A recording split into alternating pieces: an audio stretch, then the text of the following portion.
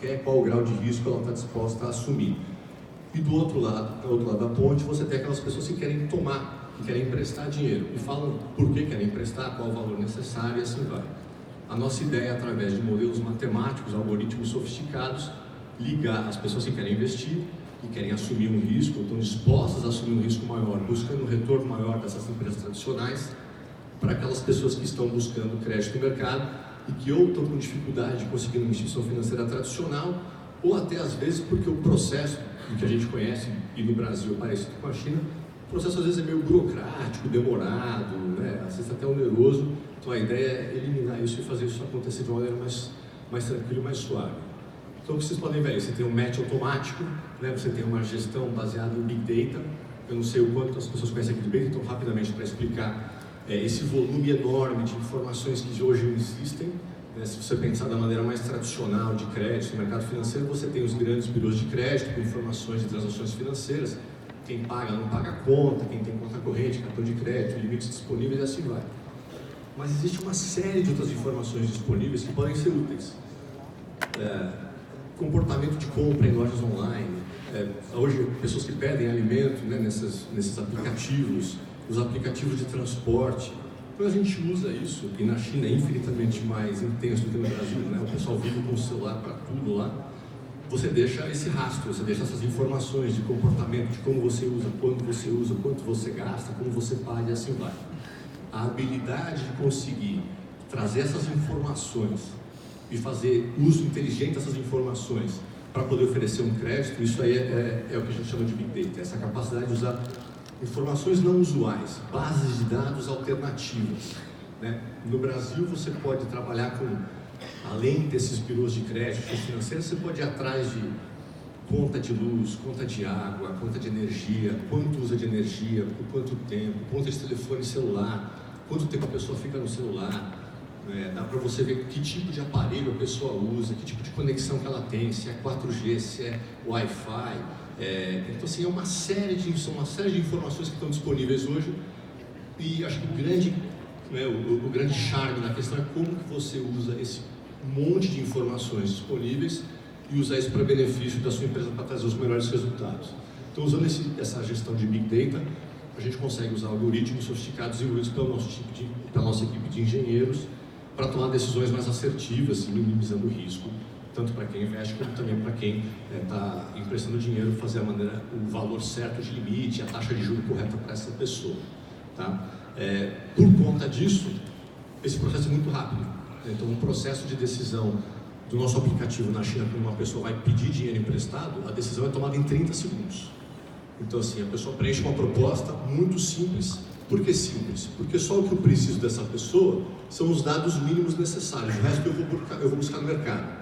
Traduzindo para a realidade brasileira, é como se a pessoa só informasse o CPF e talvez falasse, ó, tá aqui minha identidade, faz uma prova de vida no aplicativo para saber que você está vivo, que você, não é fraude, e aí você tem uma decisão tomada rapidamente, porque você vai buscar no mercado uma série de informações adicionais que estão disponíveis, né, base das alternativas. Então essa decisão é tomada rapidamente, e na China, até por uma questão de meios de pagamento já serem sofisticados, o cara recebe o dinheiro na conta dele em menos de 2 minutos. Então, mas você está em qualquer lugar, você está com um problema, você pede dinheiro e em 2 minutos você tem dinheiro na sua conta. Eu vi isso acontecer lá e é realmente incrível. Trazendo para a realidade brasileira, isso ainda não é possível, até por uma questão de meios do sistema brasileiro de pagamento, sistema financeiro, então ainda existe algumas demoras, mas a ideia é chegar nisso. A gente já faz isso na Indonésia também, como eu falei, e a ideia é a gente replicar isso aí pela maior parte dos países do mundo possível para fazer a inclusão financeira dessas pessoas que não são atendidas hoje. E como eu falei, tudo isso é feito através de aplicativo. Então você tem um aplicativo para quem quer investir e um aplicativo diferente para quem quer emprestar dinheiro.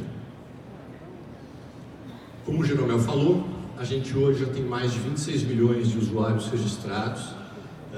A gente hoje já tem mais de 9 milhões e meio de pessoas que já emprestaram, já pegaram dinheiro com a gente. E isso traz hoje lá na China um volume de mais de 8 bilhões de dólares de dinheiro que já foi emprestado. O mais importante aí que eu acho que fica na mensagem é que você tem um volume grande de gente que tem dinheiro e que está com esse dinheiro em banco parado. Se você consegue mostrar para ele que com um risco controlado, que ele está disposto a assumir um risco maior, você consegue emprestar com qualidade, com garantia, que você consegue monitorar esse empréstimo, você consegue atrair esse investidor. Da mesma maneira, se você faz uma boa análise, ou se você usa esses dados todos disponíveis e o algoritmo funciona, você consegue saber muito bem qual é a probabilidade dessa pessoa te pagar de volta. E você coloca isso para o investidor, e é esse que é o casamento, e é por isso que você consegue gerar esses volumes grandes. Como o Jeromel também falou, a gente também tem uma operação na Indonésia. Na Indonésia hoje a gente já tem mais de 1,5 milhão de usuários registrados e mais de 63 milhões de dólares que a gente emprestou. No Brasil, a nossa operação é recente, a gente começou a operar no Brasil desde janeiro desse ano, e a gente ainda está numa fase de treinar o modelo, esse modelo de machine learning, modelo de inteligência artificial. O que é isso? Assim, quase como se fosse uma tropicalização. Eu não consigo pegar o modelo da China e replicar aqui. A realidade brasileira é totalmente diferente, o perfil do brasileiro, do consumidor brasileiro e até do investidor brasileiro é totalmente diferente. Então a gente precisa de um tempo para saber como é que o cliente brasileiro performa. Então não adianta pegar o algoritmo lá, tem que trazer o algoritmo e começar a ver como funciona, como cada base de dados é ou não aderente, que tipo de qualidade eu consigo com essa base de dados. É uma parte muito técnica, né? E para isso a gente tem os nossos engenheiros, que inclusive estão aqui no Brasil hoje, que são engenheiros geniais, que conseguem fazer milagre com algoritmos, coisas que eu não consigo tentar entender, e pode já ter tentado e fracassado com mérito total. Mas é esse que é o grande charme da coisa, né? A gente hoje ouve muito falar, ainda mais quem está no mercado financeiro, ouve muito falar em fintech, machine learning, inteligência artificial, são palavras da moda, de uma certa maneira. Mas de fato, pelo menos até onde eu sei, no Brasil você não tem nenhum caso, pelo menos no mercado financeiro, com alguém está usando um modelo de inteligência artificial e de machine learning com um resultado positivo, falando, estou usando, não tem interação humana, não tem análise manual nenhuma, e eu tenho uma performance na minha carteira de qualidade. Esse é o grande objetivo do projeto. E é onde a gente caminha hoje para fazer, né? Esse é o objetivo. Quais são as vantagens de você ter uma solução de inteligência artificial, de machine learning, quando você vai operar? Como a gente falou, baseado em Big Data. Então você, para quem conhece um pouco do modelo tradicional de concessão de crédito, você vai ver que você vai ter plataformas que vão buscar seus dados geodemográficos e um pouco do seu comportamento, mas comportamento de crédito, pagou ou não pagou a conta, já inadimpliu, está negativado no Serasa, que seja e tal. O Big Data leva isso para uma variável infinitamente maior. Então, enquanto um banco tradicional vai ver 15, 20, 30 variáveis de cada pessoa, o modelo de Big Data vai olhar mais de 6 mil variáveis. Né? Assim, desde o aparelho que você usa, a qualidade, ao nível de bateria que está no seu telefone quando você pede o crédito. Assim, tem uma série de informações que são utilizadas de maneira inteligente para trazer a melhor solução possível. Como a gente falou, você trabalha todo o risco gerenciado por inteligência artificial. Isso você elimina qualquer interação humana, que o modelo de score tradicional já também fazia, mas eu acho que isso leva para uma nova fase, né? Então você tinha primeiro as regressões lineares e logísticas, depois redes neurais, e hoje a gente fala de inteligência artificial e machine learning. Qual é a diferença? A diferença é que por conta desse bando de variáveis que tem disponíveis e por toda essa interação que existe a cada momento, você tem um modelo que aprende por si só. A cada interação que os nossos clientes têm com o aplicativo ou com qualquer compra online, que ele deixa aquele rastro digital, virtual, isso é processado novamente, isso é calculado novamente. Então é uma capacidade de aprendizado muito grande. Para você fazer isso, você precisa ter uma capacidade de processamento enorme. Essa que é a grande coisa, porque os dados sempre estiveram aí. Então hoje a gente consegue ter esses dados de maneira lista e fazer esse processamento, porque os computadores conseguem ter em nuvem fazer isso acontecer. E isso também traz resultados na hora da cobrança. Quando você tem uma inteligência artificial e modelagem para fazer a cobrança, sua cobrança traz resultados muito mais positivos e também com um custo reduzido. Se você pensar, como eu falei há pouco tempo atrás, que nós temos uma equipe de 300 engenheiros, você imagina uma empresa com 300 engenheiros fazendo empréstimos em 5 países, compete com bancos que têm 100 mil funcionários, com agência, rede. A estrutura de custo, a diferença é abissal, né? Então é importante levar isso. Eu acho até que os grandes bancos do Brasil já entenderam isso há um tempo e estão se coçando para fazer essa digitalização de carteira. Acho que muitos de vocês hoje ou têm conta digital, ou estão migrando para contas digitais, não tem mais gerente em agência, não sei quantas pessoas aqui vão em agência, mas acho que isso é cada vez menor no número. Acho que essa geração mais jovem também tem já uma outra cabeça, uma outra maneira de pensar. Então você precisa ter esse tipo de serviço para você ter sucesso nesse mercado. Entrando um pouco mais, não vou entrar muito, porque eu não sei, né? Depois do almoço o pessoal fica com um pouco mais de sono, está escuro aqui, começa a falar muita coisa técnica, o pessoal dorme. Mas só para listar algumas das itens importantes que valem a pena destacar, que são diferentes, né, que a gente suporta com modelos de inteligência artificial, que é tanto a alocação do latent distlet, pesquisa de tópico induzida, GS-Boost, suporte de vetor machine. Isso tudo são dados que esses engenheiros malucos e geniais da China conseguem tirar dados e técnicas que são diferentes das regressões que a gente conhecia tradicionalmente aqui no mercado brasileiro. E isso faz com que esses algoritmos sejam poderosíssimos, né? Para algumas pessoas com quem eu conversei lá fora, o exemplo que eu sempre dou é, por exemplo, o algoritmo do Google. É uma capacidade de processar informações e ser assertivo para trazer a melhor resposta para aquela sua busca, para aquele seu problema. Qual que é o nosso problema para quem quer investir? Para quem quer investir é ter o melhor retorno possível com o menor risco possível. O maior retorno com o menor risco. Para quem quer emprestar, é o dinheiro disponível, com qualidade, rápido, com a menor taxa possível. Para você fazer isso, você usando esses métodos, você consegue acertar muito mais do que se eu estivesse lá olhando a pessoa, tá bom, esse cara é divorciado, tem filho e tal. Eu acho que é muito mais assertivo você se basear em matemática. E esses algoritmos é quem fazem isso. Tá? É o mesmo algoritmo que também está por trás do Google. Como é que a gente trabalha? Quais são algumas das coisas, funcionalidades que são importantes a gente mencionar? A primeira delas é até uma das que eu já mencionei, que é essa coisa de prova de vida. Quer dizer, eu preciso saber que a pessoa está viva e é ela. Né? Então, não tem mais interação humana, eu não estou vendo essa pessoa, não está na minha agência de banco. Eu estou simplesmente falando com essa pessoa através de um aplicativo. Então eu peço para ela tirar uma foto, dou instruções, mexe a cabeça, abre a boca, faz alguma coisa. Eu sei que ela é ela e ela está viva. E isso já faz com que eu tenha uma grande parte do meu problema solucionado. Né? Você vai ter também aí outras coisas, que é a coleta de informação através do aplicativo. Ele vai fazer detecções à fraude com uma série de algoritmos de casamento, de todo tipo de dado possível, para saber que eu sou eu mesmo, tenho a intenção de pagar. A gente também trabalha com score de crédito, que é o resultado desse modelo de machine learning, de inteligência artificial. Você vai casar isso daí com esses modelos de score tradicionais e também esses mais sofisticados hoje. O sistema é inteligente, com várias regras que pode ser adaptado para cada necessidade que vocês tenham. Existem diferentes perfis, com diferentes operações, com diferentes estratégias.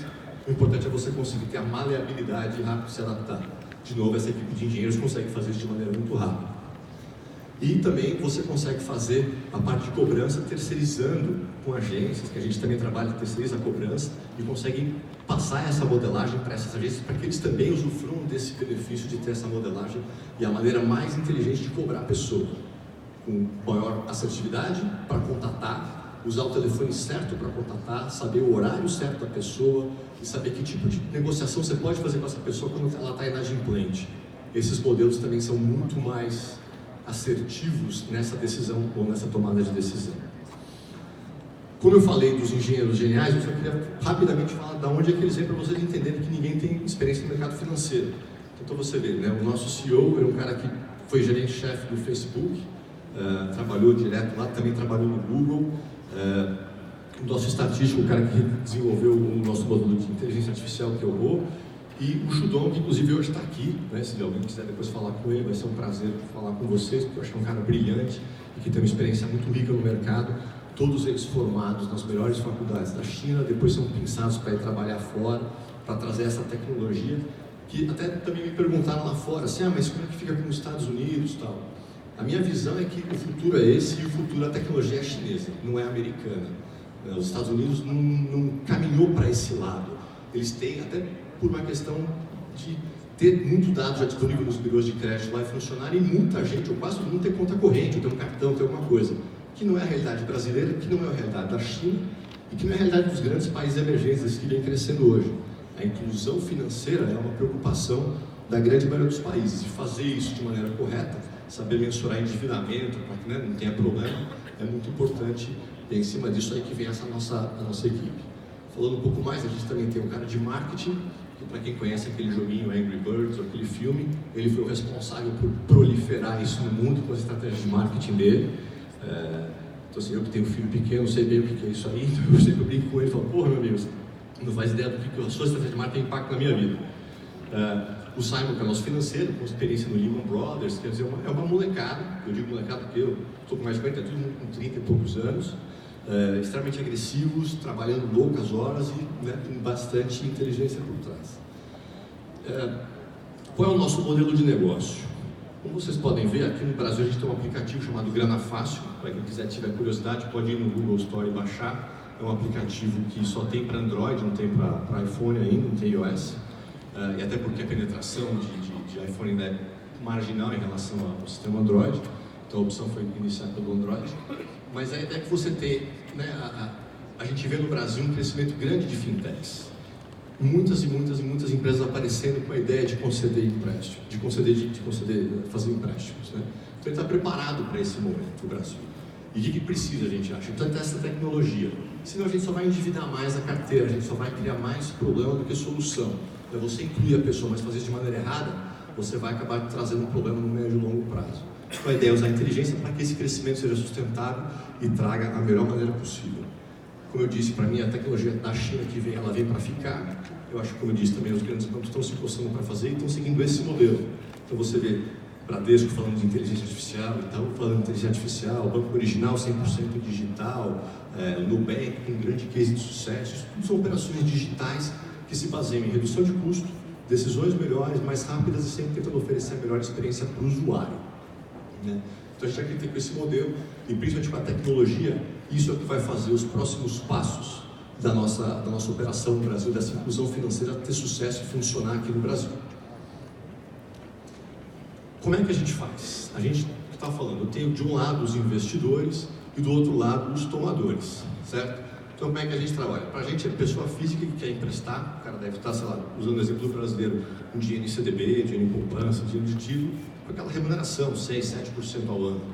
Ele quer mais, ele tem apetite para um risco maior, mas ele também não quer se arriscar tanto. Então o que ele precisa? Ele precisa ter informação para saber se ele merece, se ele deve ou não investir o dinheiro dele para certa pessoa. Então a gente tenta fazer esse casamento daquele cara que quer investir para aquela pessoa que quer tomar.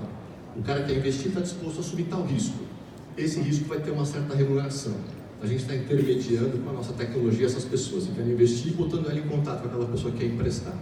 A gente atua assim na China, que é uma verdadeira operação de P2P, peer-to-peer.